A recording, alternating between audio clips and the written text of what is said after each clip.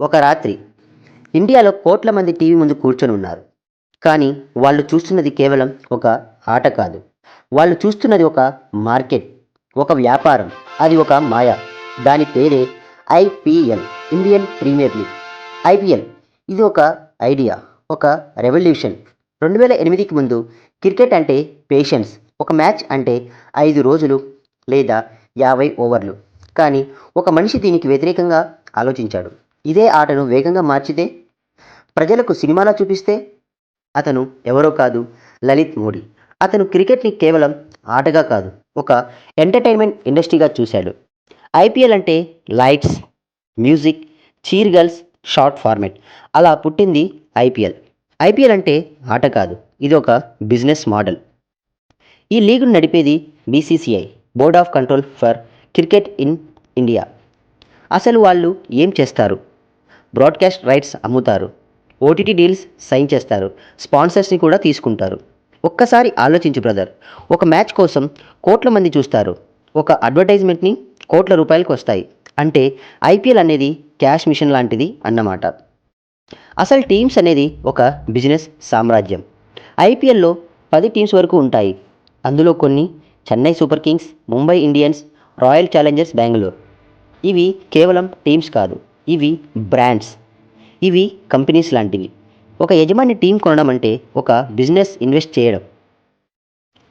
అసలు ఐపీఎల్లో డబ్బు ఎలా వస్తుంది? ఒక్కసారి ఊహించు బ్రదర్, స్టేడియంలో వేల మంది, టీవీల్లో కోట్ల మంది, ఇంకా TV rights, tickets, sponsors, jerseys, ఇలా వాళ్ళు ప్లేయర్స్కి మరియు టీంకి పెట్టిన అమౌంట్ అనేది వస్తుంది. ఈ మొత్తం కలిపితే ఒక టీం వాల్యూ వందల కోట్లకు వెళ్తుంది. నిజానికి ప్లేయర్స్ ఆటగాళ్ళు కాదు, వీళ్ళొక బ్రాండ్స్.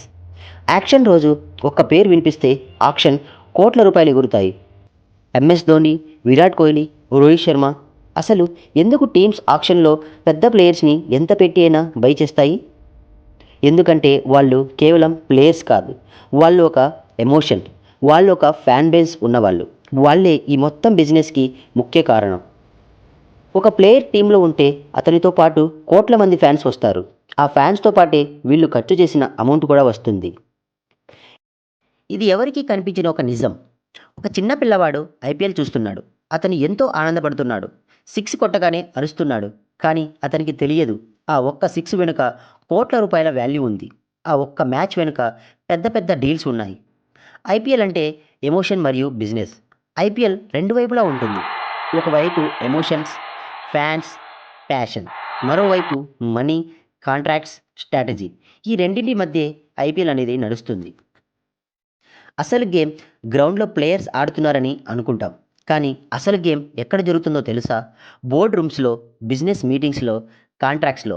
అక్కడే నిర్ణయం అవుతుంది అసలు గేమ్ అనేది. ఎవరు ఎంత విలువైన వారు, ఎవరు ఎంత వర్త్ ఉన్నవారని. అసలు ఇండియాలో ఐపీఎల్ ప్రభావం ఎలా ఉంది అంటే, ఐపీఎల్ వల్ల చిన్న ప్లేయర్స్కి ఛాన్స్ వచ్చింది, కొత్త టాలెంట్ బయటికి వచ్చింది, క్రికెట్ గ్లోబల్ అయింది. కానీ అదే సమయంలో మనీ ఇంపార్టెన్స్ పెరిగింది, బిజినెస్ ఇన్ఫ్లుయెన్స్ పెరిగింది. కానీ ఇది ప్రతి ఒక్క ఫ్యాన్ మనసులో ఉండే డౌట్ బ్రదర్. మ్యాచ్ ముగిసింది, ఫ్యాన్స్ వెళ్ళిపోయారు, లైట్స్ ఆఫ్ అయ్యాయి. కానీ ఒక ప్రశ్న మిగిలింది. ఇది ఆటనా లేక వ్యాపారమా? ఒక ఐడియా, ఒక మనిషి ఆలోచన ఈరోజు కోట్ల రూపాయల సామ్రాజ్యం అయింది. మనకు కనిపించేది క్రికెట్, కానీ జరుగుతున్నది ఒక వ్యాపారం. ప్రతి 6 వెనుక ఒక లెక్క ఉంది, ప్రతి వికెట్ వెనుక ఒక విలువ ఉంది. ఐపీఎల్లో గెలిచేది టీం కాదు, డబ్బు మాత్రమే గెలుస్తుంది. ఐపీఎల్ అనేది ఆట కాదు, ఒక మార్కెట్. అరిచే ముందు ఒక్కసారి ఆలోచించు, నువ్వు సెలబ్రేట్ చేస్తున్నది విక్టరీనా లేక ఎవరో వేసిన బిజినెస్ స్ట్రాటజీనా? ఐపీఎల్ చూడు, ఆనందించు, కానీ అర్థం చేసుకోకుండా మిగిపోకు. ఎందుకంటే ప్రతి ఆట వెనుక ఒక గేమ్ ఉంటుంది, ప్రతి గేమ్ వెనుక ఒక ప్లాన్ ఉంటుంది, ఆ ప్లాన్ వెనుక కోట్ల రూపాయల లెక్క ఉంటుంది. నువ్వు చూస్తున్నది ఎంటర్టైన్మెంట్ మాత్రమే, కానీ వాళ్ళు చూస్తున్నది ఇన్వెస్ట్మెంట్. నువ్వు అరుస్తున్నది ఒక 6 కోసం, కానీ వాళ్ళు సంపాదిస్తున్నది ఆ ఒక్క క్షణం మీదే. కాబట్టి ఆటను ప్రేమించు, కానీ అందంగా నమ్మకు. ఆనందించు, కానీ ఆలోచించడం మర్చిపోకు. ఎందుకంటే చివరికి ఈ గేమ్లో గెలిచేది ఎప్పుడూ టీం కాదు, తెలుసుకున్నవాడే గెలుస్తాడు. ఈ వీడియో నీకు నచ్చితే ఒక్క లైక్తో నీ సపోర్ట్ చూపించు. ఇలాంటి నిజాలు, డీప్ స్టోరీస్ ఇంకా వినాలంటే మన ఛానల్ సుమన్ ఫైట్స్ని సబ్స్క్రైబ్ చేయడం మర్చిపోకు. జై హింద్, జై భారత్, జై జవాన్, జై కిసాన్.